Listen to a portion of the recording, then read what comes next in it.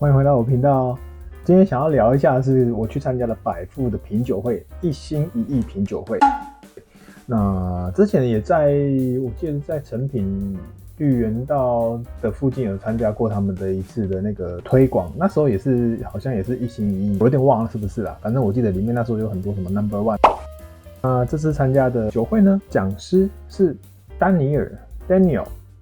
百富这个酒厂呢，它已经是5代传承的家族了。他也提到他们以前呢，维京人的那种传统嘛，所以他们的敬酒的时候，他们会用所谓的双耳杯，就是表达敬意。双耳杯来敬酒的话呢，因为它是2只手这样呈现上来，也比较能够防止被暗算。就是在那个险恶的时代，原来百富是格兰父子旗下的酒厂，那它是属于斯卑塞区的，在达夫镇，然后他们是用斯贝河的水。说到达夫镇，我就会想到达夫镇的野兽，就是那个木鹤，之前我们喝的木鹤。百富是所谓姐妹酒厂的是格兰菲迪，百富它是属于地板铺地发芽技术的。那讲师他有 Daniel 是说，以140几间的酒厂里面呢，只有7间是使用这个传统技术，去做发芽，还是发芽？我们总共品尝了4款酒啦。那我来重新复习一下我那时候喝到的笔记。第一款喝到的是百富的双桶12年。一喝就熟悉的味道，因为我之前有买那个百富双桶12年，它使用的桶呢是美国橡木桶跟西班牙雪莉桶。闻的时候呢，可以闻到像青苹果的味道啊，还有蜜味。我在喝的时候有感受到了蜜糖跟果干。讲师也有提到有肉桂的味道跟甜点的味道，确实也有稍微有一些这种味道。兑了水之后呢，我又闻到比较明显的花香跟麦芽的味道。尾韵的部分，我觉得像是青苹果的果皮的感觉。第2款酒是14年的加勒比海莱姆酒桶，讲师告诉我们它有香蕉跟热带水果，还有太妃糖，还有新香料的味道。那我闻的时候，我是感觉到像是那种秘制的东西的味道，还有像糖葫芦的壳的那种外壳的味道，还有像蛋糕、葡萄，还有牛奶糖，甚至是飞雷口香糖的味道。这个是要很古早的人才会知道在讲什么。它这款的桶味比刚才那一款更明显一点，喝的时候呢还更甜。那有一个品酒的同好，他还说有桃子的味道，我就说我也觉得说有桃子的味道，我觉得的确有。然后他们现在百富是有一位新的31岁的调酒师刚上任，是一个女生哦，女性的首席调酒师算是相对少在威士忌的世界。Kelsey McKinney， 很漂亮的女生哦。那这款我们品饮到的第3款糖心橡木12年，这就是它的作品。那它是一样是双桶的扩桶技术。首先它用美国橡木桶，再来第2款是全新的美国橡木桶，2个都是美国橡木桶，但是第2款是全新的橡木桶呢。我的印象中就是像我们那前几天才刚喝的那个 Van 的瑞典威士忌，它的那个橡木桶的那种装潢味，可是我在这款里面完全没有闻到，也没有喝到。后来是因为讲师告诉我们，其实它就是有2次的烘烤，它那个桶壁内壁的那个技术，把它烤得比较龟裂，比较碳化。我觉得这可能是那个我没有喝到那种装潢味的原因。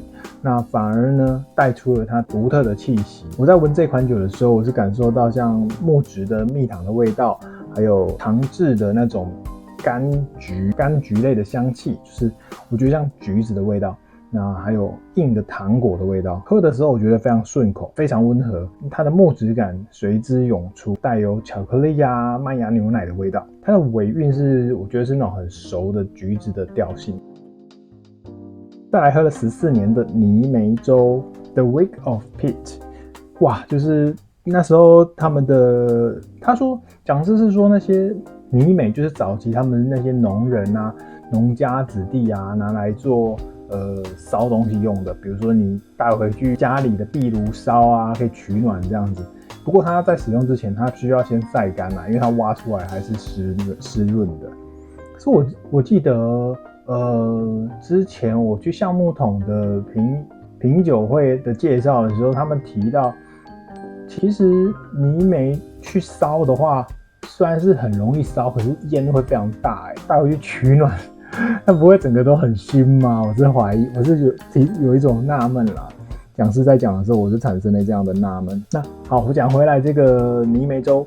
泥煤粥这款酒呢，它是因为百富他们一整年哦，因为他们不是主要做泥煤威士忌的酒厂嘛，但他们一年里面会有一周去专门做这个泥煤威士忌。他们会熏连续2天的麦芽，把湿的麦芽熏成干的麦芽，然后烘干之后呢，再去做磨碎、糖化、蒸馏。这款呢，也是我们的最后一款。